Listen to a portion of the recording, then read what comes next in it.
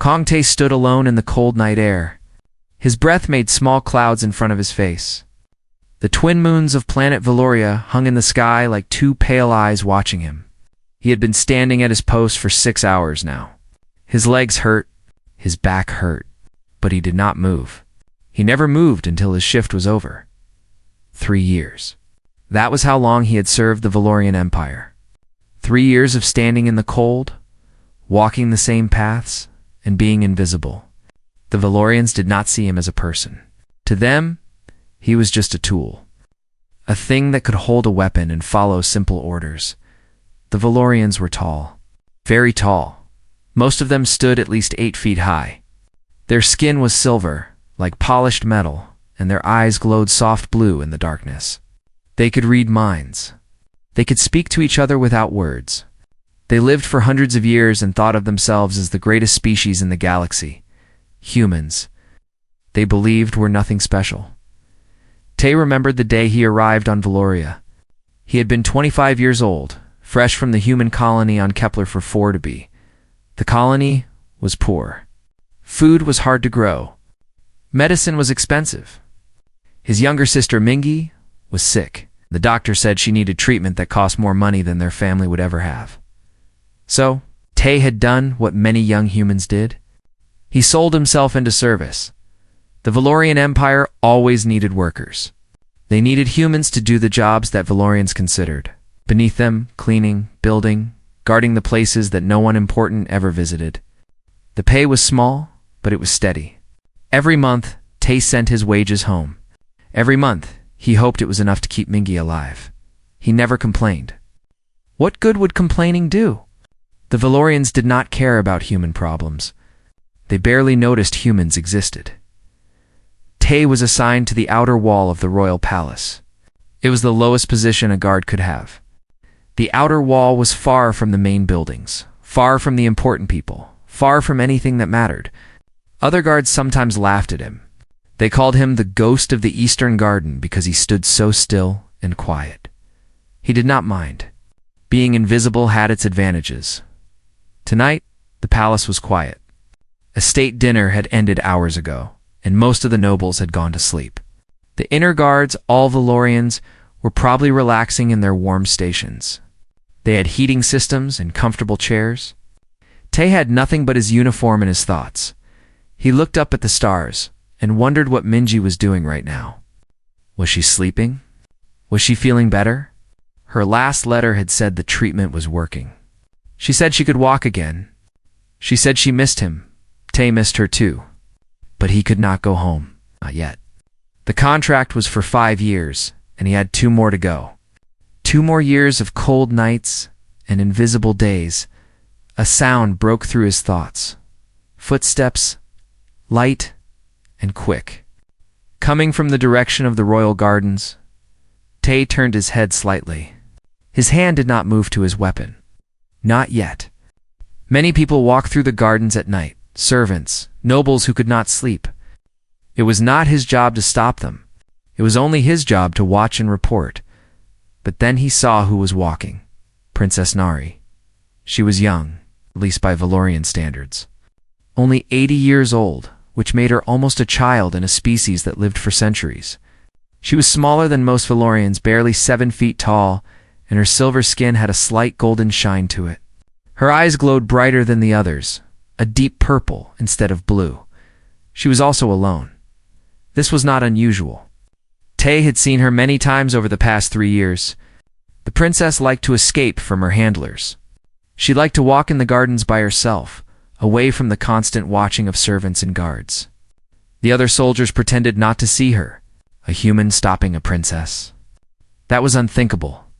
That was against every rule. So Tay did what he always did. He stood still and watched. The princess walked toward the edge of the garden, where the trees grew thick and wild. This area was called the Boundary Forest. It was supposed to be safe. The palace shields covered everything within 2 kilometers of the main building. Nothing dangerous could get in. That was what everyone believed. Tay watched the princess reach the edge of the forest. She stopped there, looking up at the stars just like he had been doing a moment ago. She seemed sad, or maybe lonely. It was hard to tell with Valorians. Their faces did not move like human faces. Then, Tay saw something that made his blood turn cold. Movement. In the shadows between the trees. Shapes that did not belong there. His training took over before his mind could catch up. He counted the shapes. 3. They were too small to be Valorians. Too quick. They moved like hunters. Like killers? Tay's hand went to his sidearm. He knew he should call for backup. That was the rule. See something suspicious? Report it immediately. Let the Valorian guards handle it. Humans were not supposed to engage threats. Humans were not trusted to make those decisions. But the Valorian guards were 2 kilometers away. By the time they arrived, whatever was hiding in those trees would reach the princess. Tay opened his communication device. Command, this is Guard Station 7. I have movement near the boundary forest. Unknown contacts. The princess is in the area. Static. Nothing but static. He tried again. Same result. Something was blocking his signal. Something that should not be able to block Valorian technology. Tay looked at the princess. She was still standing at the edge of the forest, unaware of the danger. The shapes in the shadows were getting closer. He could see them more clearly now. Gray skin. 4 arms. Long claws. Keth raiders. His heart nearly stopped. The Keth were assassins. They killed for money, for power, for anyone who paid them enough. They were banned from Valorian space. They should not be here. They could not be here, but they were. And they were moving toward the princess. Tay had a choice to make. He could stay at his post and watch. That was the safe thing to do. The smart thing. If he interfered, if he broke protocol, he would be punished. Humans who broke rules did not get second chances, or he could run. The princess was 200 meters away. The Keth were 50 meters from her. If he ran now, if he ran faster than he had ever run in his life, he might reach her in time. Might Tay thought about the rules. He thought about his contract. He thought about the 2 years he still had left, and the money he still needed to send home. Then he thought about the princess. A young girl standing alone in the dark. Not knowing that death was coming for her, he ran. Tay ran faster than he had ever run before. His boots pounded against the stone path. His heart beat so hard he could feel it in his throat. 200 meters. That was all that stood between him and the princess. 200 meters and 3 killers. The Keth were moving now. They had stopped hiding in the shadows. They knew they had been seen, or maybe they just did not care anymore. Their target was right in front of them, alone and unprotected. 3 against 1 small princess. Easy prey. They did not see Tay coming. Princess Nari finally noticed something was wrong. She turned toward the forest, her purple eyes growing wide. Tay could see her mouth open. She was trying to scream. She was trying to use her telepathy to call for help. Nothing happened. The Keth were carrying something. A small device that glowed red in the darkness. Tay recognized it from his training. A neural disruptor. It blocked telepathic signals. It turned Valorians into normal people, able to call for help with their minds. The princess was trapped. Tay pushed himself harder. His lungs burned. His legs screamed for him to stop. 100 meters. 50 meters. He could see the faces of the Keth now. Gray skin, covered in scars. Black eyes with no feeling in them. Mouths full of sharp teeth. The first Keth reached for the Princess. Tay crashed into it like a missile. The impact sent both of them flying. Tay rolled across the ground and came up on his feet, his knife already in his hand. The Keth was slower to rise. It looked at Tay with confusion. A human? A simple human had attacked it. That moment of confusion cost it everything. Tay moved forward and drove his knife into the Keth's throat. The blade went deep. Blood sprayed across his face, hot and dark. The Keth made a gurgling sound and fell to the ground. It did not get up again. 2 left. The second Keth screamed in rage. It charged at Tay with all 4 arms reaching for him. Claws flashed in the moonlight. Tay jumped backward, pulling his sidearm from its holster. He fired twice. The first shot hit the Keth in the chest. The second hit it in the head. The creature fell forward and slid across the grass, stopping just a few feet from where Tay stood. One left. The last Keth was smarter than the others. It did not charge. It did not scream. It grabbed the princess and pulled her close, holding a blade to her throat. "Put down your weapon, human," it said. Its voice was like rocks grinding together. "Put it down, or I open her neck." Tay froze. The princess was shaking in the Keth's grip. Her purple eyes were full of fear. She was looking at Tay like he was her only hope, like he was the only thing standing between her and death. He was. "Let her go," Tay said. His voice was calm, steady. He did not feel calm or steady inside, but he had learned long ago to hide his fear. Fear was a weakness. Weakness got you killed. The Keth laughed. It was an ugly sound. "You think you can give me orders? You are nothing. A pet. A slave. Put down your weapon, and maybe I will let you live." Tay lowered his sidearm slowly. The Keth watched his hand, watched the weapon move toward the ground. Its black eyes were focused on the gun. That was its mistake. Tay's other hand moved. The knife he had used to kill the first Keth was still in his grip, hidden behind his arm. He threw it in one smooth motion. The blade spun through the air and buried itself in the Keth's eye. The creature screamed and dropped its blade. Its grip on the princess loosened for just a second. That was all Tay needed. He rushed forward and pulled the princess away from the Keth. At the same time, he grabbed the knife handle and twisted it. The Keth screamed again, louder this time. It swung its forearms wildly, trying to hit anything it could reach. One claw caught Tay across the ribs, cutting through his uniform and into his flesh. Pain exploded through his body. But Tay did not stop. He could not stop. If he stopped, they would both die. He grabbed the Keth's head with both hands and twisted as hard as he could. There was a loud crack. The Keth went limp and fell to the ground like a puppet with its strings cut. Silenced, Tay stood there, breathing hard. Blood was running down his side from the wound in his ribs. His hands were shaking. The three Keth lay dead around him, their bodies cooling in the night air. He turned to look at the princess. She was staring at him. Her purple eyes were wide. Her silver skin was pale with shock. She opened her mouth to say something, but no words came out. "Are you hurt?" Tay asked. The princess shook her head slowly. "Good." Tay felt dizzy. The wound in his side was worse than he thought. He could feel the blood soaking through his uniform, warm and wet. "Help will come soon. The disruptor is broken now. You can call them." Princess finally found her voice. You saved me, yes. But you are human." Tay almost laughed. Even now, even after everything, that was what surprised her. Not the dead assassins. Not the blood on the ground. The fact that a human had saved her life? "Yes," he said again. "I am human." Lights appeared in the distance. Shouts. The sound of many feet running toward them. The Valorian guards were finally coming. The princess must have called them with her mind. Tay felt relief wash over him. It was over.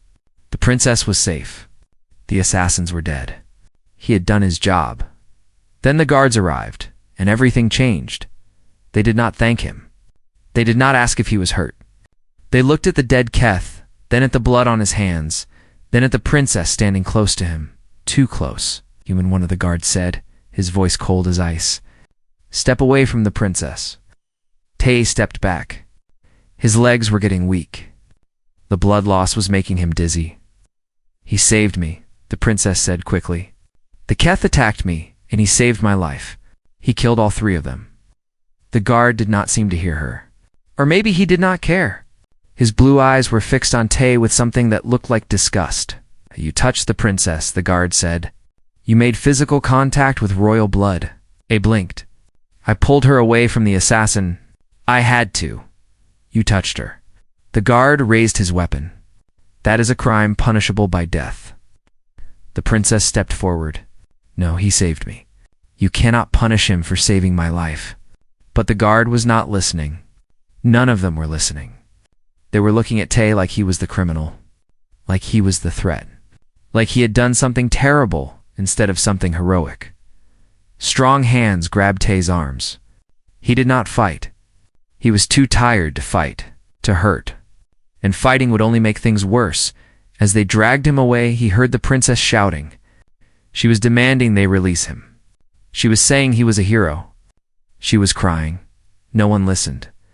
Tay closed his eyes and let the darkness take him. He had saved the princess. That was what mattered.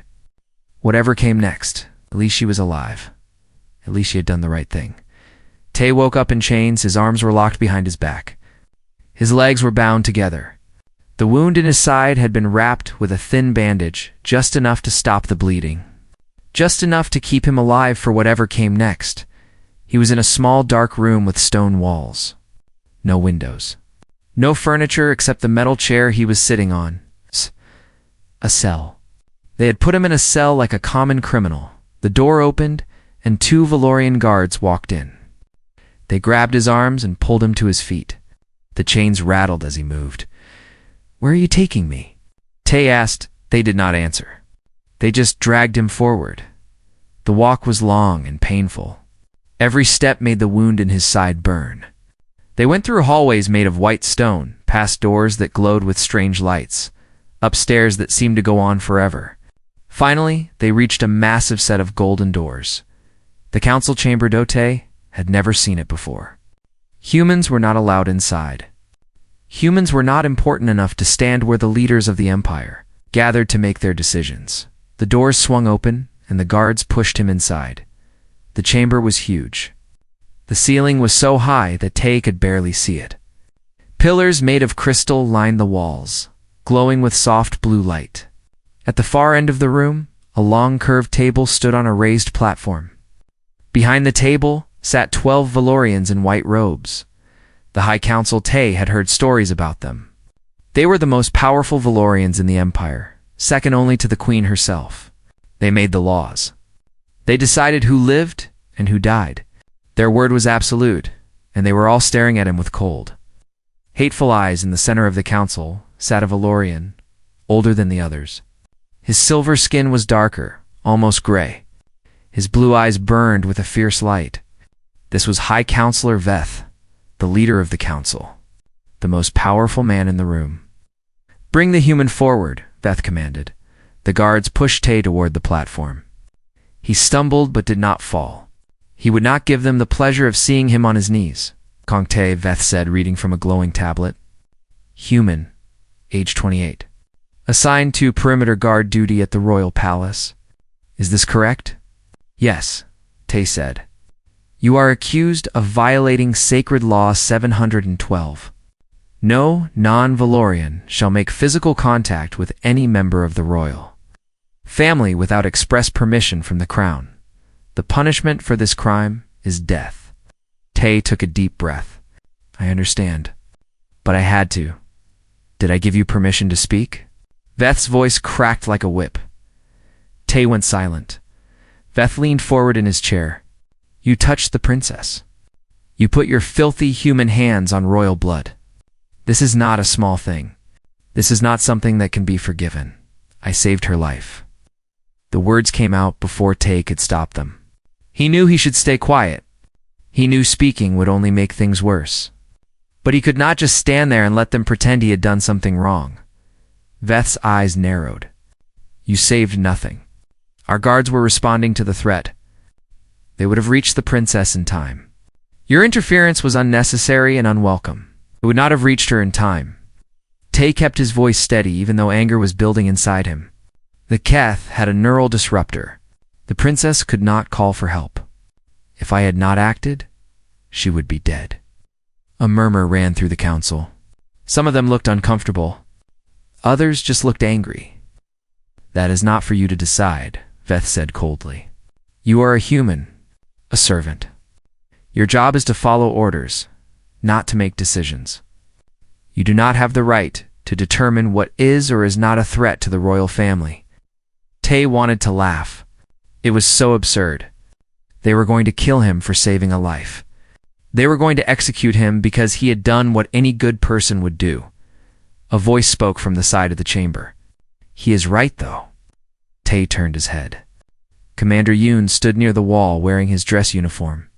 His face was pale and worried. He was human, like Tay. He was also Tay's superior officer, the man responsible for all human guards in the palace. "Commander Yoon," Veth said, his tone dangerous, "you were not asked to speak." "With respect, High Counselor, I must speak." Yoon stepped forward. The Keth Raiders were carrying technology that blocked all communications in the area. Our guards could not receive the distress signal because there was no signal to receive. If Guard Kong had not acted, the princess would certainly have been killed. "Your loyalty to your man is noted," Veth said, and ignored. "The facts do not change the law." The human touched the princess. "The human must die." Yoon opened his mouth to argue more, but a sharp look from Veth silenced him. The commander bowed his head and stepped back. There was nothing more he could do. Veth turned back to Tay. "Do you have anything to say before we pass judgment?" Tay looked at the council. 12 faces stared back at him. 12 pairs of eyes filled with contempt. They had already made their decision. Nothing he said would change their minds, but he would say it anyway. "I did what any human would do," Tay said quietly. "I saw someone in danger, and I helped. That is what humans are. We protect each other. We protect the people around us. It does not matter if they are human or Valorian or anything else. When someone needs help, we help." He paused, letting his words sink in. "You call it a crime? You call it a violation of sacred law. But I call it the right thing to do, and I would do it again. 1,000 times, I would do it again. Because some things are more important than rules. Some things are more important than laws. Saving an innocent life is one of those things." Silence filled the chamber. Vet's face was twisted with anger. "You dare to lecture us about right and wrong? You, a primitive creature from a primitive world. Your species is barely out of the caves. You know nothing of honor. You know nothing of tradition. You are an insect, speaking to gods." Maybe Tay said. "But this insect saved your princess while your gods stood 2 kilometers away doing nothing." For a moment, Tay thought Veth might come down from the platform and kill him right there. The old Valorian's hands were shaking with rage. His blue eyes were blazing, but he controlled himself. Barely. "The sentence is death," Veth declared. "Tomorrow at dawn, the human will be executed in the central courtyard. Let this be a lesson to all who would violate our sacred laws." The guards grabbed Tay's arms and started dragging him toward the door. He did not fight. There was no point in fighting. But just as they reached the golden doors, a sound echoed through the chamber. Footsteps, slow and heavy, coming from somewhere beyond the walls, and then the doors exploded. The golden doors flew off their hinges. They crashed to the floor with a sound like thunder, sending dust and broken metal flying through the air. The guards holding Tay stumbled backward in shock. Even the council members, high on their platform, flinched. A figure stood in the doorway. She was tall, taller than any Valorian Tay had ever seen. Her silver skin glowed like starlight, and her eyes burned with a cold white fire. She wore robes of deep purple, the color of royalty. A crown of silver and crystal rested on her head. Queen Sua had arrived. Tay had never seen the queen before. No human had. She ruled through messengers and proxies, speaking only to the highest nobles. Some people said she had not left her private chambers in decades. Some people said she was so old and powerful that just being near her could kill a weaker creature. Looking at her now, Tay believed every story. The queen stepped into the chamber. She moved slowly, each footstep echoing like a heartbeat. The air grew cold around her.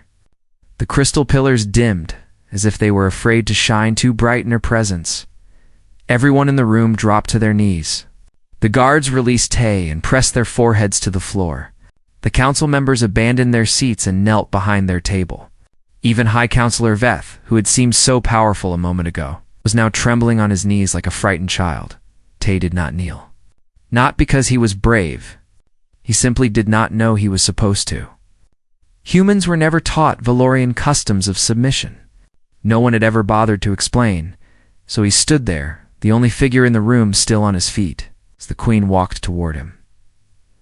She stopped a few meters away and studied him with her burning eyes. Tay felt like she was looking through him, like she could see everything he had ever done, everything he had ever thought, everything he had ever felt. "This is the human?" she asked. Her voice was soft, but it filled the entire chamber. Veth raised his head slightly.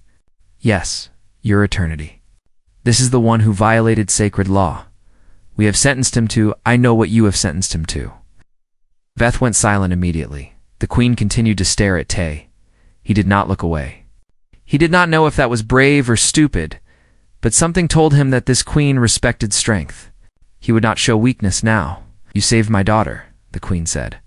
It was not a question. "Yes. You killed 3 Keth raiders with your bare hands. I had a knife and a gun." For just a moment, something flickered across the queen's face. It might have been amusement. It was gone before Tay could be sure. The queen turned away from him and looked at the council. They were still on their knees, still pressing their faces to the floor. "Rise," she commanded. They obeyed instantly, climbing to their feet and returning to their places behind the table. But they did not sit. No one sat in the presence of the queen unless she gave permission. "High Counselor Veth," the queen said, "explain to me why you have sentenced this human to death." Veth straightened his robes and tried to compose himself. "Your eternity." The human touched the princess. He made physical contact with royal blood. "This is a clear violation of sacred law, 712. The punishment is death. I am aware of the law. I wrote it." The queen's voice was still soft, but there was something dangerous beneath the surface. "I am asking why you believe death is the appropriate response for a man who saved my daughter's life. The law is clear, your eternity. There are no exceptions. The law exists to protect the royal family from harm." The queen began walking toward the platform. Each step made the council members lean back in fear. "Tell me, Veth, how was my daughter harmed by this human's actions?" Veth hesitated. "She was not harmed, your eternity. But the principle. The queen repeated the word like it tasted bad. "Let me tell you about principles, counselor. Let me tell you what happened last night while you were sleeping in your comfortable bed." She reached the platform and climbed the steps. The council members backed away from her, pressing themselves against the wall. 3 Keth assassins entered the palace grounds. They bypassed our shields using technology we did not know existed. They carried neural disruptors that blocked my daughter's telepathy. They had one mission: kill Princess Nari. The queen stopped in front of Veth. She was not much taller than him, but somehow she seemed to tower over the old counselor. My daughter was alone in the gardens. She could not call for help. She could not run. She was moments away from death. The queen leaned closer. "And where were your guards, Veth? Where were the Valorian soldiers who were supposed to protect the royal family?" Veth's face went pale. "They were responding too. They were 2 kilometers away." The queen's voice rose slightly. 2 kilometers. They would have arrived just in time to find my daughter's corpse. She turned away from Veth and looked at the other council members. "And what about your precious laws? Did they protect her? Did Sacred Law 712 stop the assassins? Did your principles shield her from their blades?" No one answered. "No," the queen said.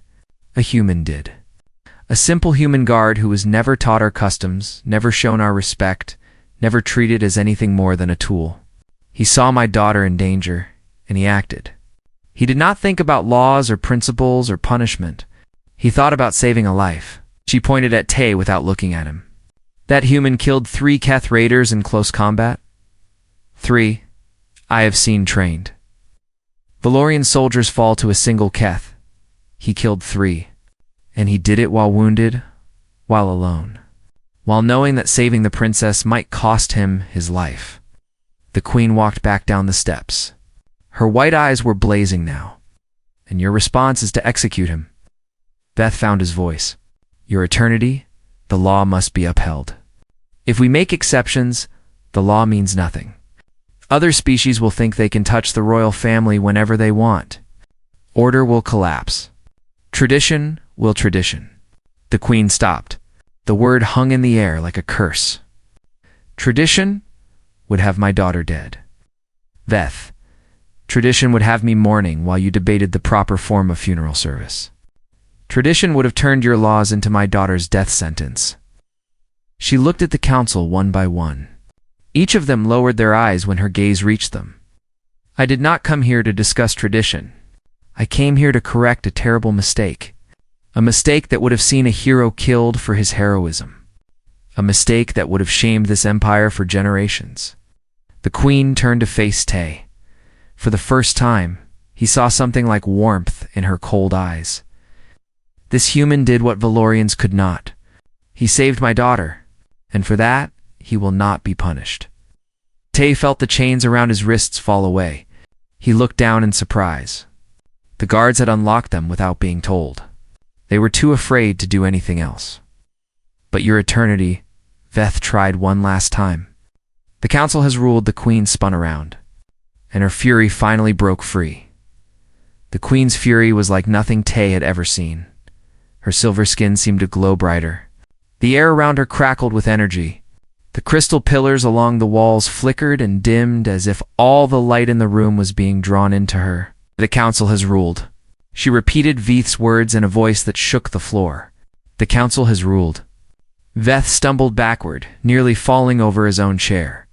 The other council members pressed themselves against the wall, trying to get as far from the queen as possible.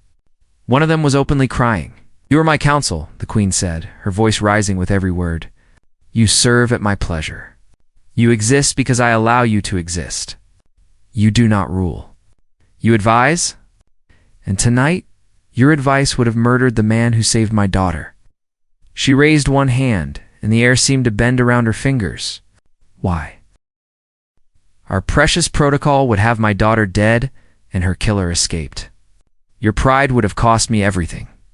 And your solution is to kill the only one who acted with honor?" Veth fell to his knees. "Your eternity, please." I meant no silence. The word hit like a physical force. Veth's mouth snapped shut. His whole body went rigid, as if invisible chains were holding him in place. The queen looked at the rest of the council. "You all agreed with this verdict, did you not? You all voted to execute a hero because he broke a rule that was meant to protect my daughter, a daughter he had just saved." No one spoke. No one dared to speak. "Answer me." "Yes, your eternity," someone whispered. Then another voice, and another. One by one, they admitted their guilt. The queen nodded slowly. "I see. Then let me make something very clear." She walked to the center of the platform and turned to face the entire chamber. Guards, council members, Commander Yoon, THF-1 was watching her. "From this moment forward, this human is under my personal protection. Any harm that comes to him will be treated as an attack on the crown itself. Any insult directed at him will be considered an insult to me." She paused, letting the words sink in. "Furthermore, he is no longer a simple guard. Kong Tae of Earth is hereby appointed as the princess's personal protector. He will guard her day and night. He will answer to no one but me. His word, in matters of her safety, will be law." The council members looked at each other in shock. A human? Protecting the princess? This was unheard of. This was impossible. But no one dared to object. The queen was not finished. "And there is one more thing. Let it be known throughout the empire that this human did what Valorians could not. He saw danger, and he acted. He did not wait for permission. He did not follow protocol. He followed something older than our laws, and more important than our traditions." She looked directly at Tae. He followed his instinct, his courage, his humanity. Tae did not know what to say. He had expected death. He had made peace with it. And now the most powerful being in the galaxy was praising him in front of her entire council. The queen turned back to Veth. The old counselor was still frozen on his knees, fear written across his face. "As for you, High Counselor, you have served this empire for 300 years. You have guided many decisions, some good, some bad. But tonight, you made a choice that would have stained my reign forever."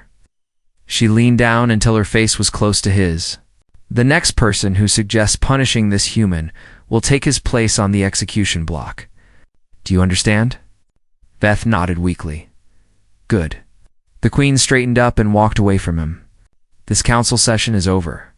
You are all dismissed. The council members practically ran from the chamber. They pushed past each other in their hurry to escape, their robes flying behind them. In seconds, only the guards, Commander Yunte, and the Queen remained. The Queen approached Tay, without her anger filling the room. She seemed almost tired. The weight of her age showed in her eyes. You must think us strange, she said quietly, punishing a man for saving a life. Tay chose his words carefully. I think you have many laws. Perhaps too many. Queen smiled. It was a small smile, barely visible, but it was there. Perhaps we do. We have lived so long that we have forgotten what it means to act without thinking. We have become slaves to our own traditions. She reached out and touched Tay's shoulder. Her hand was cold, but the gesture was warm. My daughter told me what you did. She told me how you ran toward danger while everyone else was far away. She told me how you fought 3 killers with nothing but a knife and a gun. She told me how you stood between her and death without hesitation. The Queen's voice grew soft. She also told me that you asked if she was hurt before you collapsed from your own wounds. That you cared about her safety more than your own life. Tay did not know how to respond. He had just done what needed to be done. He had not thought of himself as special. That is what makes you special, the Queen said, as if reading his thoughts. You do not see yourself as a hero. You see yourself as a man who did the right thing. That is rare, Kangte. That is precious.